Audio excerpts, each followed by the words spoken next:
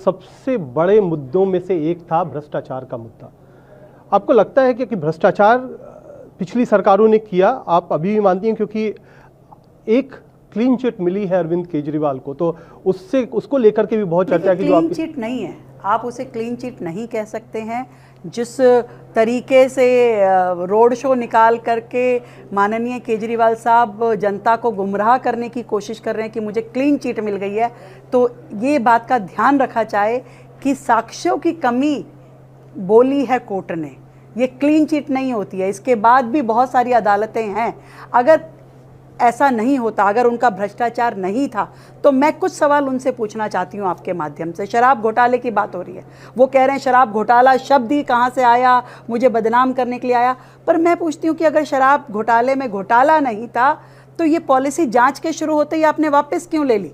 तुरंत आपने उसको वापस ले लिया, तुरंत सब कुछ दोबारा से ठीक करने की कोशिश करी। आपने क्या एक के साथ एक बॉटल फ्री नहीं दी? क्या आपने जो रिटेलर था उसको प्राइवेटाइज नहीं किया?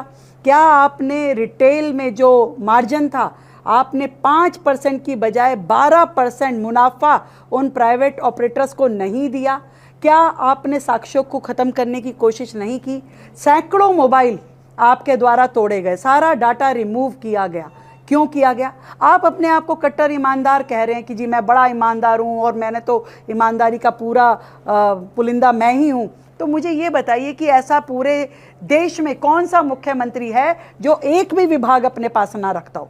एक भी डिपार्टमेंट माननीय केजरीवाल साहब के पास नहीं था, क्योंकि वो इतने श्रूड थे, वो इतने चालाक थे, शातिर थे कि उन्होंने अपने साइन किसी फाइल पे ना करने पड़े, इस तरीके से पूरे सिस्टम को डेवलप किया। तो आपने सीएम के तौर पर उनका जो कामकाज है, फाइल्स है, उसको आपने देखा क्या कि उस पर साइन नहीं किया था? क्योंकि आपके पास फाइल में आज तक भी गड़बड़ निकल रही है, उसकी सैंक्शन में, उसकी इम्प्लीमेंटेशन में, उसकी पॉलिसी मेकिंग में, और यहाँ तक कि बिना पॉलिसी के भी पूरे सरकार के करोड़ों रुपए उनके द्वारा खर्च कर दिए गए। क्या उसका जवाब है?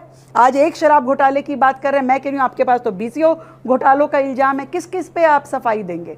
क्या ये दिल्ली की जनता जानती नहीं है जो आपने किया? आपने शराब पीने की उम्र घटाई, आपने पिंक बार खोले। क्या कल्चर आप दिल्ली में डेवलप करना चाहते थे? मनी लॉन्ड्रिंग के साफ साफ तथ्य दिखाई देते हैं। ये निचली अदालत थी। अभी जिस तरीके से सीबीआई ने कहा है कि हम ऊपर जाएंगे और अपील करेंगे, 100% इसकी जनता ने तो देखो न्याय कर दिया है। जनता ने तो अपना पूरा का पूरा जजमेंट सुना दिया था जब चुनाव हुए थे विधानसभा के, और न्यायालय भी अपना जजमेंट सुनाएगा, इस बात का हमें पूरा विश्वास है।